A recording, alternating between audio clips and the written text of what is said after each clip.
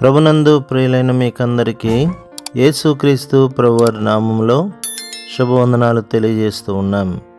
దైవజనులు బ్రదర్ భక్తి సింగ్ గారి పరిచర్యలో నుండి అలసిన వాణిని ఓరడించు మాటలు.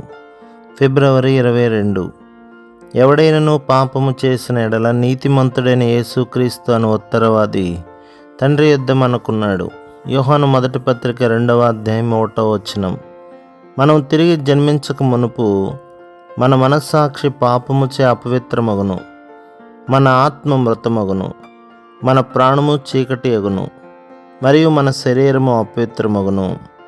మన ప్రధాన యాజకుడుగా ప్రభువైన యేసుక్రీస్తు మృతమైన మన ఆత్మలపై తన రక్తమును ప్రోక్షించినప్పుడు మృతమైన మన ఆత్మలు బ్రతికించబడును. మన ఆత్మలలో దైవిక జీవము ప్రవహించుటను కనుగొందుము.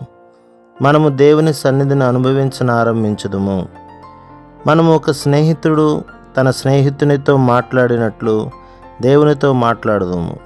మనలోనికి పరలోక సమాధానము వచ్చుచు ఉండుటను అనుభవించుదుము. మృతమగు మన ఆత్మ బ్రతికించబడినప్పుడు ప్రభువు పరిశుద్ధుడై ఉన్న ప్రకారం పరిశుద్ధముగా ఉండవలనను కోరిక మనకు అనుగ్రహించబడును. దేవుని వాక్యము కొరకు, దేవుని ప్రజల కొరకు అధికమగుచున్న ప్రేమను పొందగలము. అంధకారముగు మన ప్రాణము వెలిగించబడినప్పుడు దేవుని విషయములను గ్రహించుటకు, ఆయన ఉద్దేశములను తెలుసుకొనుటకు దైవిక జ్ఞానం అనుగ్రహించబడును. దైవిక ప్రేమ ద్వారా మనము అందరినీ సమానముగా ప్రేమించగలము. అపవిత్రమగు మన దేహము కూడా శుద్ధీకరించబడును. అప్పుడు మన అవయవముల ద్వారా దేవుని సేవించకూడదుము. మన నాలుక దేవుని స్తుతించను ఆరంభించును. మన కాళ్ళు చెడు స్థలమునకు వెళ్ళుట నిరాకరించును. ఈ దేహములో ఉన్నంత కాలం మన ప్రాచీన పాప స్వభావం బట్టి అపవిత్రపరచబడదుము. మనము తిరిగి జన్మించినప్పుడు మానవాతీతులమేమీ కాము. ప్రాచీన పురుషుడు లేక ప్రాచీన పాప స్వభావం పదే పదే రేపుచుండును.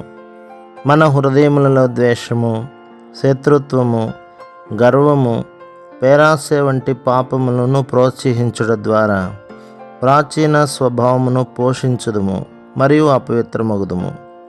అయితే మన శుద్ధీకరణ, కడుగుదల, పవిత్రత కొరకు ప్రభువైన యేసుక్రీస్తు యొక్క ప్రశస్త రక్తమును మనం ఎడతెగక కోరుకొనవచ్చును.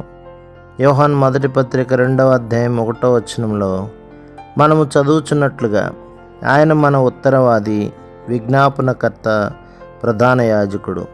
మన కొరకు ఆయన విజ్ఞాపన చేయుట ద్వారా, ఆయన రక్తముచే కడగబడుట ద్వారా మనము పరిపూర్ణులమగుదుము. మనము ఆయన పని చేయుటకు ఆయన కృపను, జ్ఞానమును కోరుకునేటట్లు విశ్వాసము ద్వారా మనము ఆయన విజ్ఞాపన పరిచర్యను కోరుకొనవచ్చును. ఎంతో ప్రాముఖ్యమైన ఈ పరిచర్య ద్వారా శోధనలన్నింటినీ జయించగలము.